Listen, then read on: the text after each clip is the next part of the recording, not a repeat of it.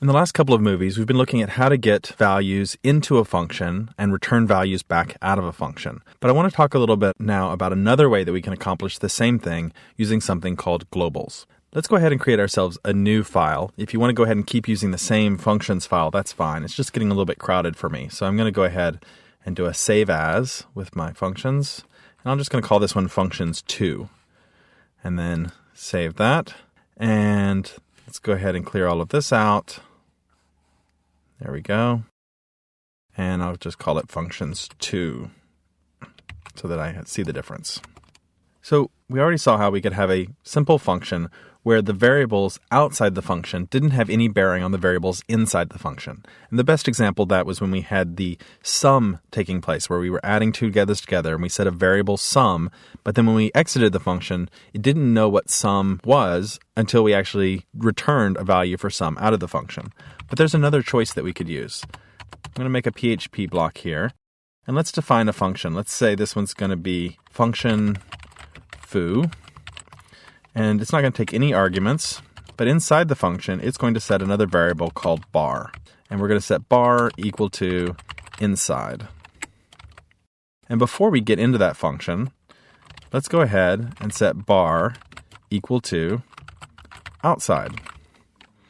So now we have an outside value and an inside value. And if we call the function foo, and we echo back the value of bar, and I'll go ahead and put a BR tag on the end of that so it'll come back nice and clean, we know what we should get. Take a look at that code and give it your best guess whether it's going to come back with outside or inside.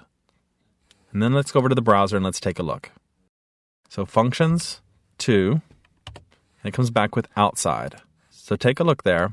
It's outside is what's returned, because bar inside had no relationship to bar that was on the outside. Now we know we could have done this differently. Let's go ahead and take our whole block of PHP code here, and let's go and we'll do a BR tag, and I'll go ahead and put a comment here and say, we know this works. And then we could have instead passed in the value of bar and returned back out the value of bar. And we could have passed in a value here. That would have been the value outside at the time. And we could have caught the results here by saying bar equals. And we know that that would also work. That's how we were doing it before, when we were passing values in and returning them back out. Now, we also, though, have seen that this bar here has no relationship to the bar that's on the outside. This could just as easily have been var.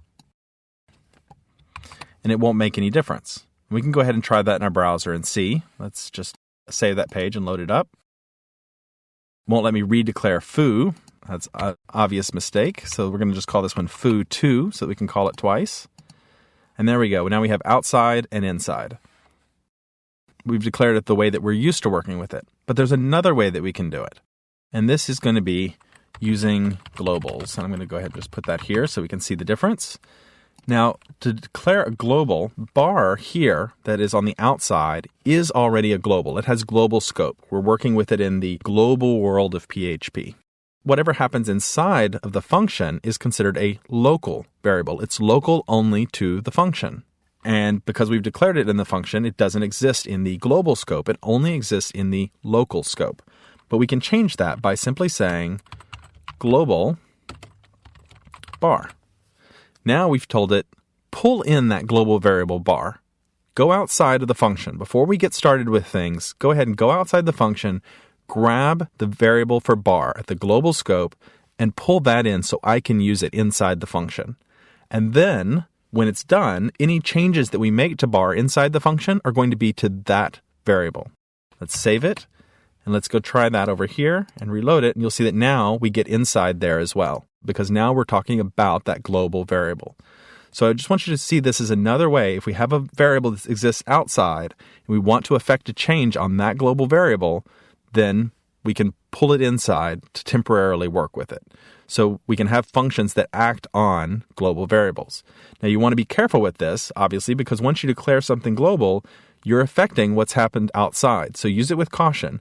You might be better off passing in a variable like we did down here where we said we know this works, I'm going to, instead of we know this works, I'm now going to change this to say using local variables, arguments, and return values.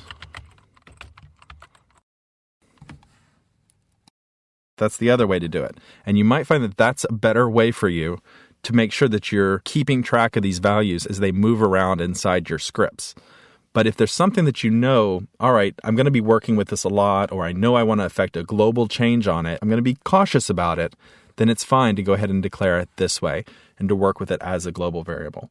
Now, I don't end up having to use globals that much when I program. My style of programming is that I tend to prefer this method, and I probably use only a dozen global variables calls inside my functions when I'm programming. But there's no reason you can't adopt the other style instead. You should go ahead and use whichever one works for you. Now, the reality is when we start developing larger websites, a lot of times the global and the important information that we're working with is actually going to go someplace else. It's actually going to come from a database. It's going to come from a cookie or a session. And those are the kinds of things that we're going to want to pass into the functions and maybe pull back out. But still, global would work on those as well. It's a stylistic choice that you'll have to make. And now we're ready to look at how we can set some default values to the arguments that get passed into a function so that a function can have some reasonable defaults set in case the user doesn't pass in information or pass in arguments. And we'll do that in the next movie.